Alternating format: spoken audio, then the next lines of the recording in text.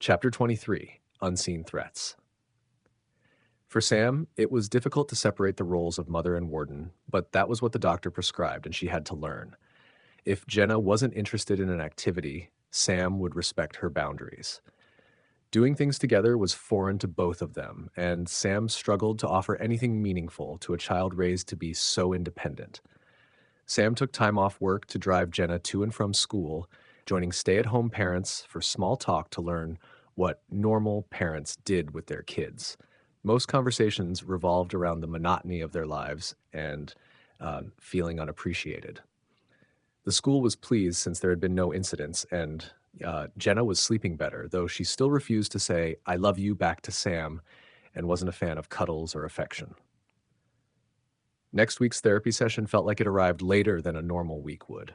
Sam was hoping she'd be given straightforward instructions instead of having to ask how to show love to her own child, as she'd never received it growing up. Ben couldn't make it to this session due to some serious work commitment. Sam was annoyed, knowing his presence was required, but the session couldn't be postponed. Pip and Blake weren't impressed by Ben's absence, but it wasn't their first time dealing with lack of motivation from one of the parents. Pip was sitting opposite Sam, holding her hands together. From this stage on, I will be taking over the lead of Jenna's treatment. Jenna, Sam corrected her. Jenna. She doesn't like to be called Jen. She'll get mad.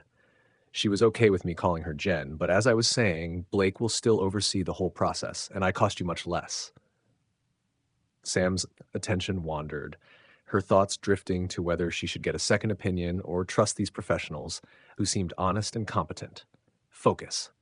She had to keep listening. Ben also needs to be actively involved to get the best results. Pip avoided looking at Blake in case he was rolling his eyes playfully. Now shall we begin? Pip stood up and waited for Sam to join her. Sure.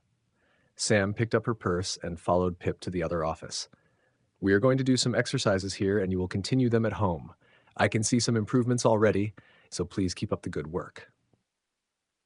They joined Jenna in the other room where she was busy with another lady watching her. That part took about an hour, and Sam felt she had some new ideas on how to improve their relationship. It was still daylight when they pulled into the driveway, but as Sam and Jenna stepped inside the house, an unexpected sound stopped Sam in her tracks. Laughter. Light, playful giggling drifted down from upstairs, mingling with low murmurs that were unmistakably familiar. Sam's stomach tightened, a flush of unease creeping up her spine. Jenna, oblivious to the tension, beamed with excitement. "Lucille is back! Yay!" she exclaimed, darting toward the staircase with newfound energy, as if all past conflicts had been erased. Panic surged through Sam. Her heart pounded wildly, each beat echoing in her ears. Instinctively, she lunged forward and grabbed Jenna's arm, pulling her back before she could ascend the stairs. "Wait, sweetheart," Sam said, her voice strained and shaky. Her mind raced with questions and worst-case scenarios. Why was Lucille here? And why were they laughing like that? Gathering herself, Sam called out, trying to keep her voice steady. "Ben, what's going on up there?" There was a sudden hush upstairs, the laughter abruptly cutting off. A few tense moments passed before heavy footsteps sounded on the stairs. Ben appeared, his hair slightly tousled and a flush coloring his cheeks. He seemed startled, his eyes widening a fraction upon seeing them. "Girls, you're home early," he said, attempting a casual tone that didn't quite land. He ran a hand through his hair, a nervous gesture Sam knew all too well.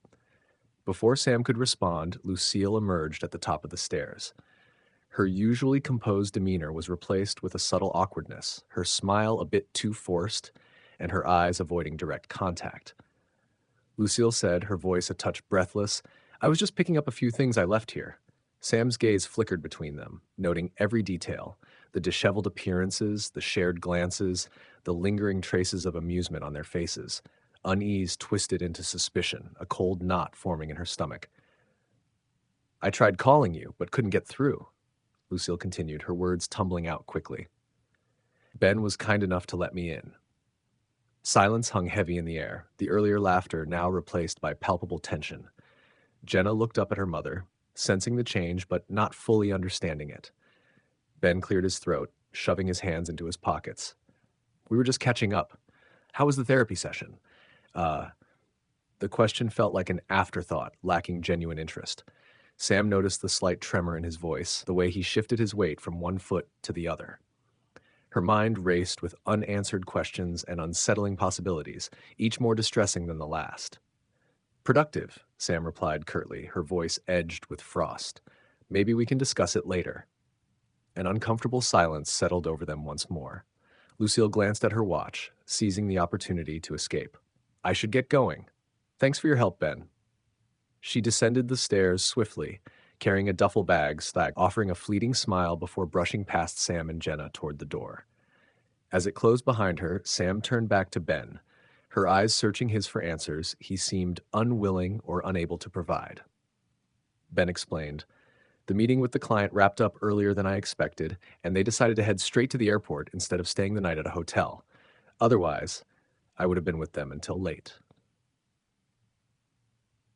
Sam felt a storm of emotions brewing inside her, unsure of what hurt more, the realization of how easily Ben and Lucille could be involved with each other, or the fact that Lucille hadn't even offered Jenna a hug. Maybe her mother-in-law wasn't so crazy after all. How many times had they been alone together? Was Ben the secret crush Lucille had mentioned before?